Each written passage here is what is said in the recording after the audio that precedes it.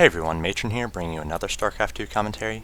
This time round of 16 action, game 2 in the best of 3 series between BabyByeBye, spawning as the red Protoss, and his opponent SlayerSBoxer, spawning as the blue Terran.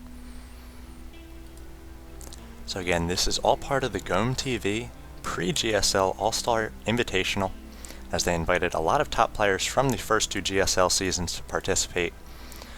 And BabyByeBye was able to take game 1 with a good Phoenix and Colossi mix, taking down the Vikings of SlayerSBoxer, and then pushing into the base and overcoming the barracks units with all the Colossi. So we'll see what Boxer's going to do here to try to force a game 3 in the series, stay alive. Again, this is just the round of 16 at this point, so pretty early in the tournament. So if Boxer was knocked out at this point, it would have to be a bit of a disappointment. Wants all the momentum he can get as we go into GSL Season 3. The round of 64 has already started. We do have some early results. Won't spoil any of them here, but a lot of Team Liquid, or a few Team Liquid players, and also an EG player making it past their round of 64 matchup. We see the barracks coming out for Boxer at this point, and going to hope to get out a fast marine and deny any scouting by the probe, which is making its way across the map here. Again, Scrap Station, very large distance by the ground early in the game, but you will be able to knock down the destructible rocks in the middle of the map and open up a new attack path as the mid and late game develops. Also on Scrap Station we have very large ramps, so more difficult to wall off. It's going to take at least 2 barracks and perhaps another supply depot for Boxer to wall off if he wants to. We do see a gateway coming out at this point, as well as a gas for BabyByeBye. See whether he goes for a quick cybernetic score. It looks like that's going to come right here. Again, spreading out these pylons, going to be able to try to hide tech a little bit. There's quite a lot of space in the main bases here on Scrap Station, and we see Protoss players putting pylons in rather distant parts of the map and trying to hide tech from those very powerful Terran scans. Looks like the first Marine coming out and checking for any sort of cheese play or any sort of proxy play, doing a good job. We see that attack move path, and just wants to make sure that the Protoss player is not going to try to cheese his way to victory in this series. Something we often see players do after they win a game is they'll just cheese the next game because they want a quick win. They don't want to really work for it. But we do not see that BabyByeBye is going for any sort of cheese here, just working off the one gateway and chrono boosting out that warp gate tech. He did produce that early zealot like he did in the last game, and that zealot's going to move across the field and take control of this tower, perhaps from this probe, allowing it to move forward and scout a little bit. And again, we see the fast expand, the 1 Rax fast expand for SlayerSBoxer. He's going to make the 2 Marines and the 1 Marauder that he did previously, and now going to throw up a second barracks on that tech lab, creating a reactor with the barracks he just lifted off as well. So we do see that probe dancing around here, going to make sure that there are no proxy racks anywhere. And now maybe making its way into the base of SlayerSBoxer. We'll be able to see the now 3 racks, and also being able to see the fast expand unless that probe's taken down. Do not have stim yet, so these Marines and Marauders are not going to be able to catch up to it. We'll see whether he sends down another unit to try to intercept this probe. He's got nothing in his main to take down that probe, and his build will be given away here. Baby does know that this is the same build that SlayerSBoxer used in the last game. We'll see how successful he is able to be with it this time. That probe does go down, so no more scouting for the Protoss player. Maybe seeing this probe prepared here to throw down a pylon. This is a good position. Can see any army as it moves towards the base. And a Nexus thrown down by Baby, so responding to the fast expand of SlayerSBoxer with an expansion of his own. See the first observer being chrono boosted out, and again, a good spread on these buildings. Boxer may not have actually seen that. Looks like he does not see the robotics facility or the second gateway. So he is not a very happy camper here after that scan only showed the warp gate and the cybernetic score. Got to assume his opponent is getting that fast expand up as well. or just hiding his tech and his production structures very effectively. Looks like we have a SCV moving across there trying to get some scouting information, but those sentries and the Zealot able to take it down before it can.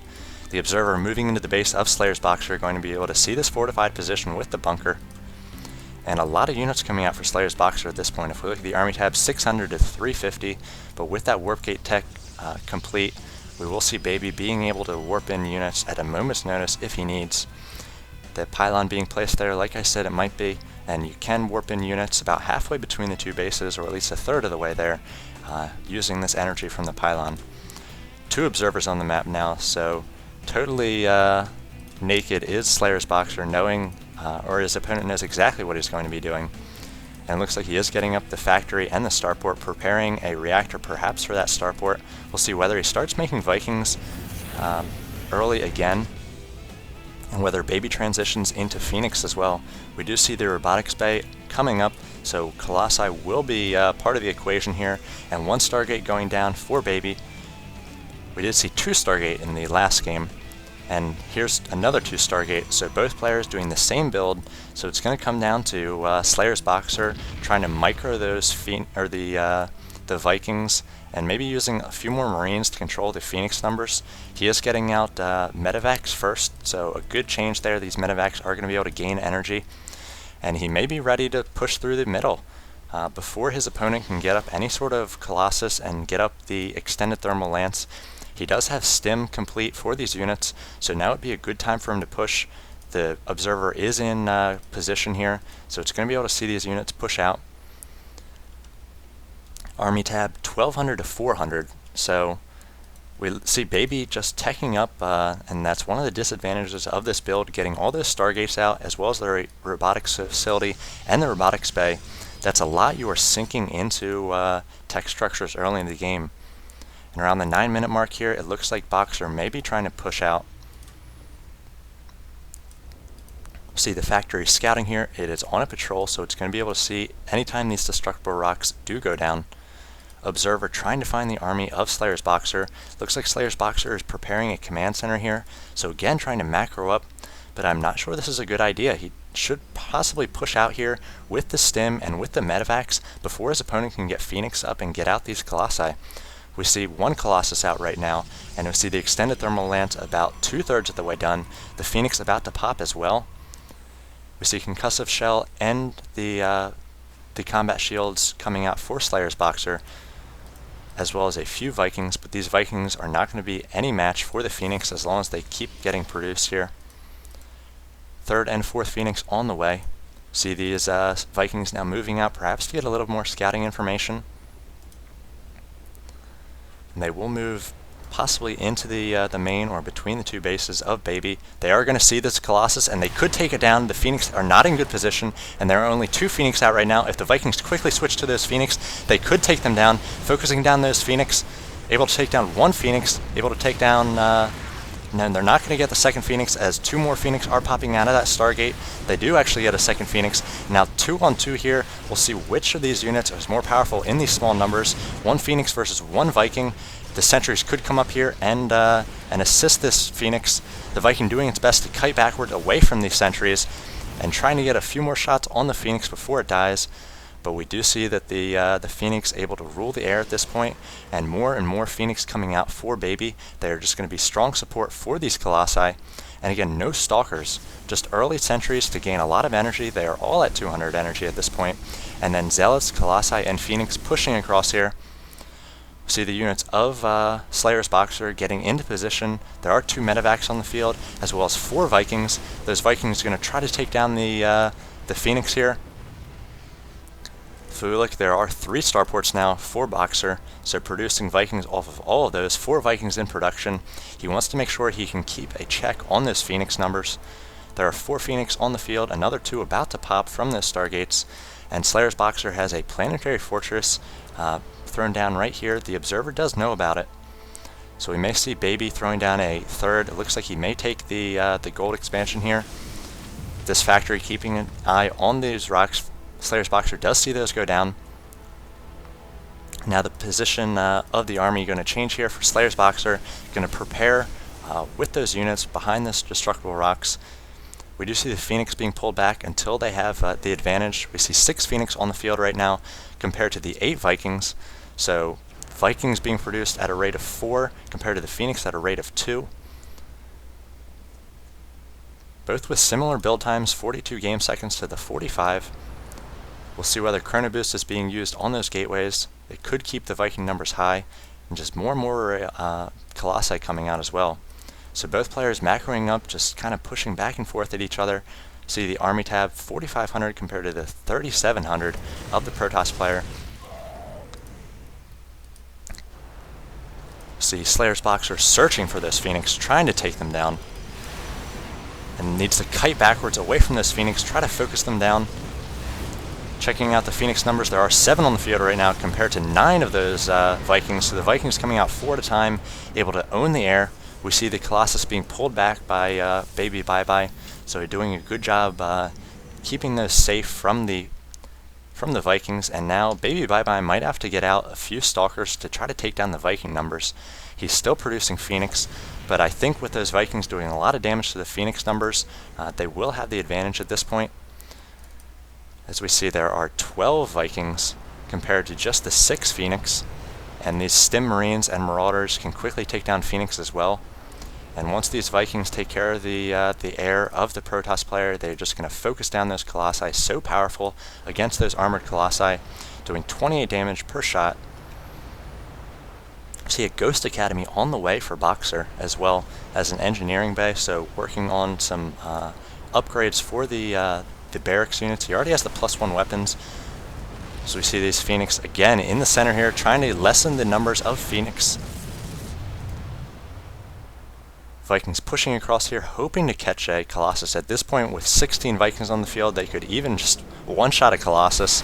It looks like they might do just that. Let's check out the Colossus health here. First, these Phoenix are going to go down, and SlayerSBoxer not using his entire army here. We see a number of Stalkers coming in as well. I'd really pull back. You do not want to lose these Vikings to those Stalkers. They are going to be able to focus down the Colossus though, so more reinforcing Vikings and able to take down all of those Phoenix and then a few of those Colossi. And if we check out the army tab at this point, 4,700 to 3,700. These Marines and Marauders really need to get in here. We see the Observer following those, so BabyByeBye knows exactly what's coming. Does not have Zealot leg speed yet, and has halted production of Phoenix. Just has the 1 Phoenix right there, and might have to transition over to Stalkers now that the Viking numbers are so high for SlayerSBoxer compared to the Phoenix. But transitioning to Stalkers is going to be difficult, as these Marauders with the +1 upgrade doing so much damage against those Stalkers. The Phoenix are just, or the Vikings are going to be able to take down these Colossi very quickly. We see a number of good force fields there for Baby, keeping all these units at bay in the south there. But Boxer streaming in more units from his main and his natural. Now these Vikings are going to land to try to focus down all these Stalkers, and without the Colossi there to lessen the numbers of Marines and Marauders, they will be able to get a good surround on the units of Baby. And we see 4,800 to the 500 of Baby, and now we see Baby GGing there. So both players employing the same strategy, almost the exact same build orders, but SlayerSBoxer getting out more and more Vikings there, and he had 3 starports producing 4 Vikings at a time, 1 with the reactor, was just able to pick off a few of those Phoenix before their numbers could get too high, and then once those Phoenix went down, SlayerSBoxer was able to take down the Colossi. And then without the Colossi pushing out with mostly Zealots and Stalkers, not going to be good against a triple flank of Marines, Marauders with Stim and Medivacs. So SlayerSBoxer showing his skill here in the second game, able to take down his opponent with basically the same build order, just a little bit of tweaks in the micromanagement department, and he will force a Game 3 in this best-of-3 series in the round of 16. So I'll go ahead and bring you Game 3 now. Thanks for watching this one, and I'll see you there.